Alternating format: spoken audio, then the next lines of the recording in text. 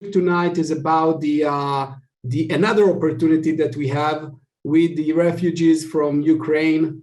I can tell you from the recent update that we have here in the city already 160 people. It means around part of them are families, part of them are people that just came alone, that escaped from the war. 160 from the war, 160 people that came to Arad, and right now they are staying in two hotels that we are rented together with the government to give them a short-term room for staying and arranging the thoughts. Some of them came with nothing, absolutely nothing, a suitcase, and some of them just with the clothes. They didn't pack anything, just said get on the plane, escaped from their cities, and now they are in Israel, and we are trying to help them.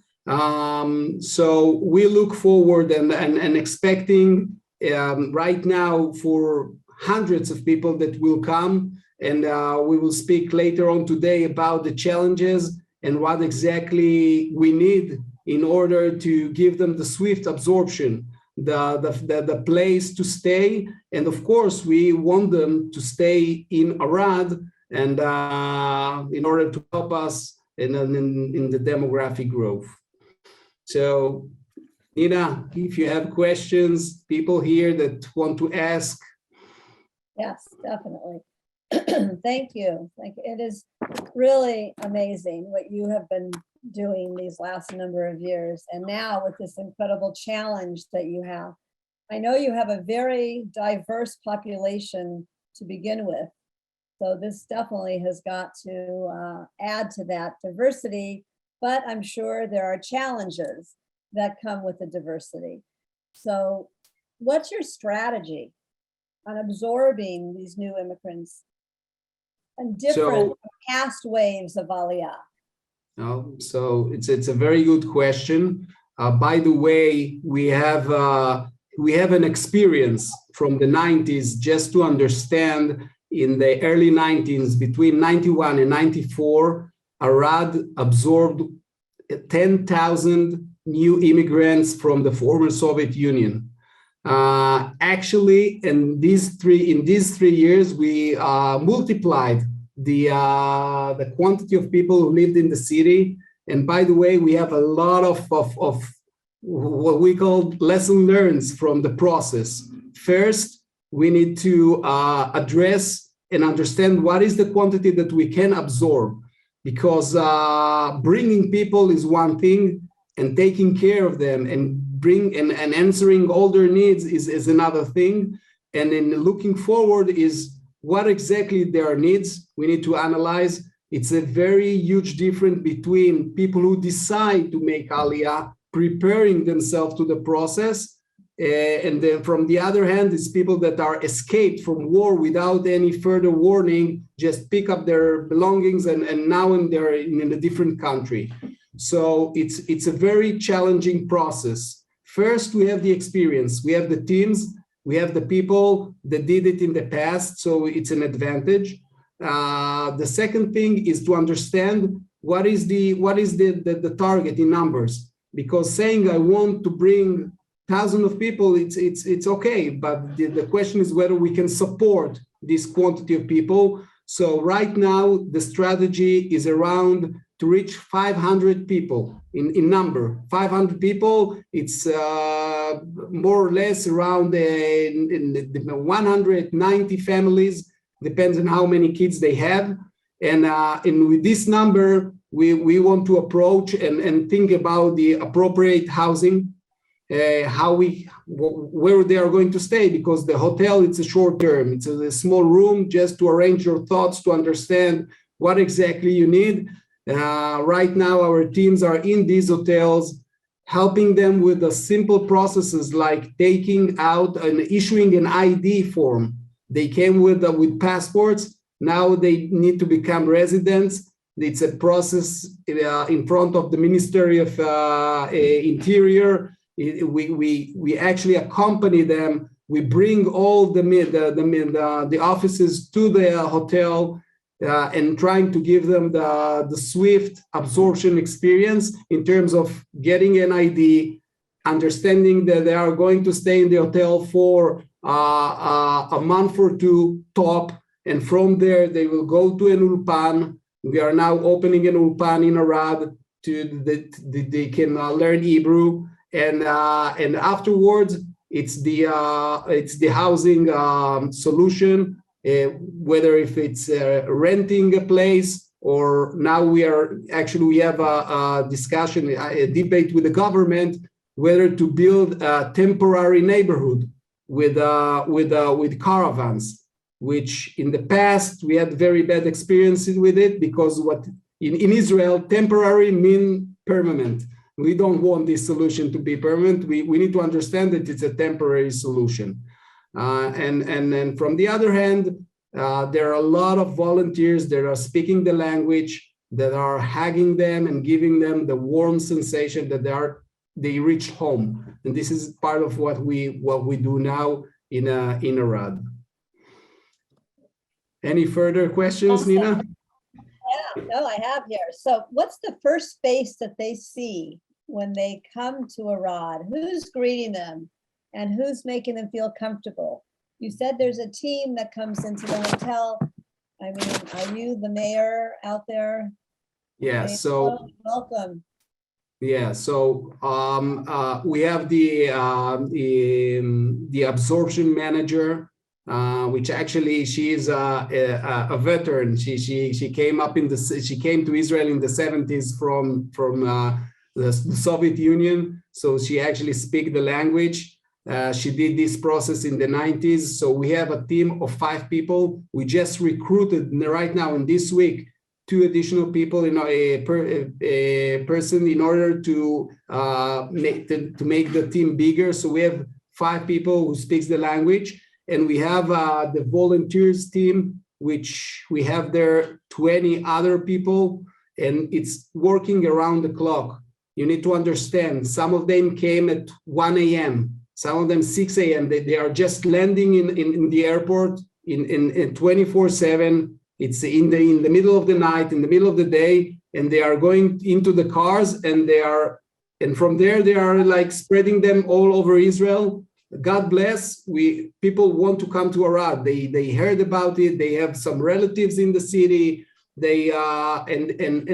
So this team meets them in the hotel in the first day, arranging the thoughts.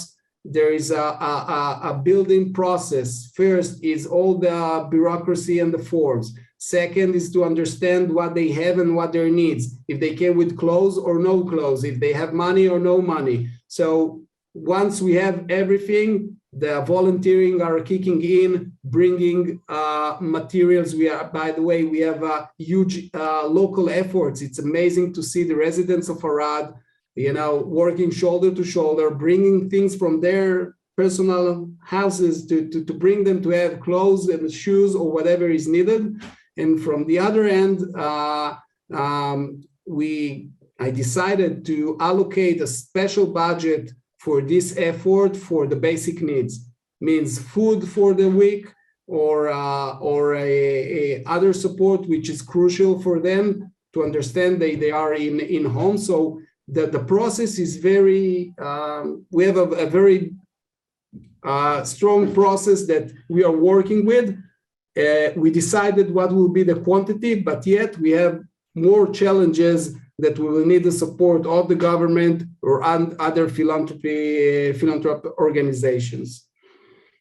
I have no doubt that you will be very successful in absorbing all of these new immigrants. How many would you say, percentage-wise, had relatives already in Arad?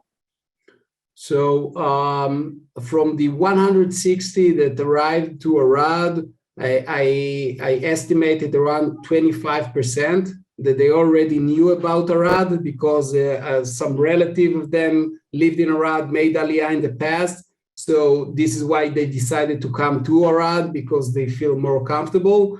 But the other 75% are in Arad because they, I don't think that they had a choice. They just go into the cars, and now, by the way, the government, I don't understand the mechanism how they reach, but we try to reach out. meaning I send my people to the airport to try to bring into Arad. It's we are working in it because we are believing in it. It's not that we are waiting now that someone will decide to come to Arad. We actually reach out and try to solicitate the people to come to Arad to make them understand that it's the best place for them. Awesome. What kind of job opportunities are going to be available now to all these new immigrants? And will there be opportunities at the new Desert Edge Promenade down the road? So it's a great question. By the way, one of the biggest lessons learned of the 90s efforts and the waves of Aliyah that we absorbed in the 90s was the employment. Unfortunately, back in the 90s, the biggest mistake was that we didn't have the government and the city, of course, we didn't prepare ourselves for the quality employment. Back then, we absorbed engineers, doctors, and they found themselves at the end of the day working as in a construction site. So there was no matching between the capability of the people and the employment solution that was, and this is why they left us to the center of Israel. By the way, the high-tech engine started in the 90s with these engineers and doctors that came. And unfortunately, we didn't know, I was a kid back then, but the leadership of the city back then and the government of Israel didn't know how to leverage this to make this growth engine in the Negev. And then a year or a few months after, they just moved to the center of Israel, and we stayed with the elders, with the old people, and it was a huge mistake. And this is one of our biggest challenges right now, is to work and to find the solutions. We already had an employment fair. We actually brought in all the CEOs of the current factories that we have in the city with the employment opportunities. And this is what we are working now with the government to try to find the solution. We have the tourism options, which is a great opportunity, the local factories, but yet this will be our major challenge to solve, because we don't want to make the same mistake twice. Sounds like you're on the right track there. I know this is a delicate question, but is there a difference in how the Jewish refugees are handled versus the non-Jewish and what they're receiving, etc.? Yeah, so first and foremost, we do have this separation between the refugees and the Jewish people that are fulfilling their Aliyah rights. Right now, for the short term, we treat them the same. There are no separation, there are no tag names. By the way, I instructed my education system to absorb all the kids. All the kids right now are going to kindergartens and the school. Although they are not speaking the language, they are among kids. They are not in the hotels. This was said no matter what, whether it's a refugee or a Jewish, the Jew that made an Aliyah, they have the same rights for the short term. For the long term, it's a governmental issue, because refugees, per the international law, they can stay here as long as there is a war in their place of birth. Once the war will stop, they will have to go back to their country.